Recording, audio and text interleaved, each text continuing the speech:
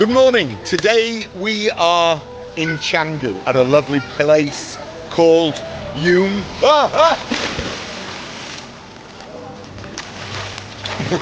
You've got it. Today we're going to discuss history, and as you can see from the book, Arthur Herman, To Rule the Waves. Well, I'm not in the sea, I'm in a swimming pool at June in Canggu, but still, it's quite apt that I'm in a pool. Old Arthur Herman here, like A.J.P. Taylor, David Starkey, fantastic historians. I often believe this gentleman did a book called How the Scots Invented the Modern World. I often think that a certain Scottish First Minister should have read the book before he starts talking about hideously white people. Too many interlopers in the UK. That said, let's change the theme because of course it's breakfast with Phil. Come with me. Wow, look at this. A floating breakfast. Not only do I have a breakfast, I have a smorgasbord of fruit from papaya to star fruit, from avocado to mangoes. Wow, I don't know whether I'll be able to eat it all. What more could one ask for a Sunday morning breakfast? Even the coffee looks so tempting. Well, if you let me eat, I'll come back and I'll discuss how it was.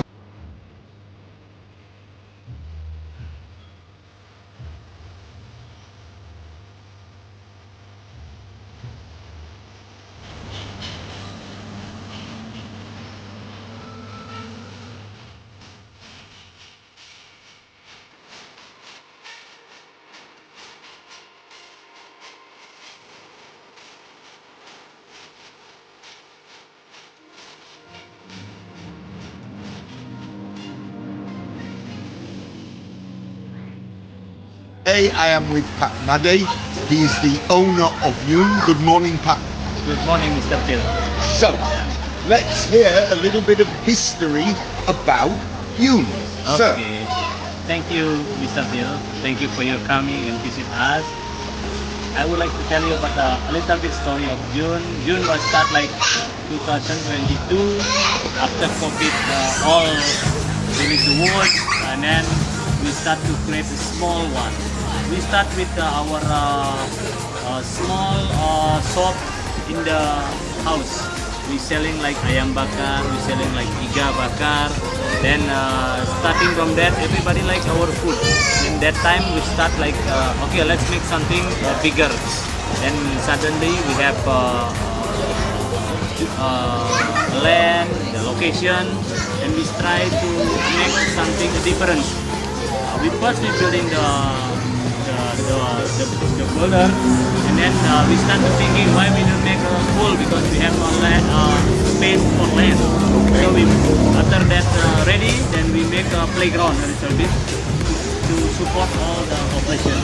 Just for you to know, it's free for swimming in June and free for play on the playground. Which I think is unique. I never heard before that you get a free swimming pool. Yeah, that's our point plus to have this kind of because me myself I have also kids and I like to provide this for all the parents who have the kids, so there is a place for to enjoy the family, enjoy the place. That's what we want. May I also congratulate you on a sumptuous breakfast. Wow. It's amazing. It's amazing. You like it? I like it, yes. Okay, thank you, sir. Thank you very much, Mr. Phil. All right. Thank you very much for visiting. Absolutely.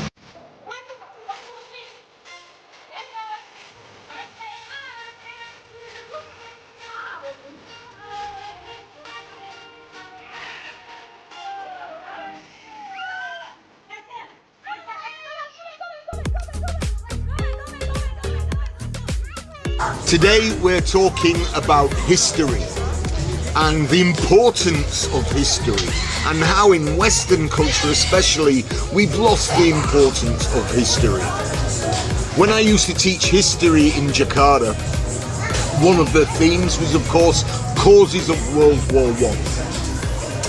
And history can be a dry subject, but it should be coming to life. And one of the ways I bring it to life would be when we talk about causes of World War I, discussing the alliance system. I'd bring out, I'd say, come Naveen. Naveen was the biggest guy in class. So I'd say Russia. So we'd have a Russia. And then the fittest guy, Germany. Then I'd put them all in their groups, the Triple Alliance, etc. It would stay in the children's mind. And I say children, they're 13, 14. I never think of a child as a 13-year-old. Also, I'd bring in trivia that would be hopefully interesting to the students, such as Princip and the assassination of Archduke Ferdinand. An amazing story of which at many points anything could have happened. Believe it or not, there were actually six assassinators on the day. But the first two got cold feet. They didn't choose to do anything. The third guy, well, he was successful. He planted his time bomb, but it blew up the wrong car. It blew up the middle car. So Ferdinand carries on. Now, of course, nowadays, if there was an assassination attempt, that would be it. You'd get your VIP out of there. But he carried on. He carried on to the town hall, gave a speech. In fact, the speech had blood on it from the damaged car. On the way back, no special protection, but they're going, and the first car, the lead car, he's in the third car, it takes the wrong turn. Second car takes the wrong turn. Third car is his. He's going down, and the mayor who's in the car with him, stop. The guy stops, he stalls the car. Princip is on the corner. He's got his gun. Boom, boom. Start of World War I. Of course, there were many reasons for World War I. And if Princip hadn't assassinated the Archduke, probably within 3 to 6 months, Europe would still have been plunged into war. But, of course, we will never know.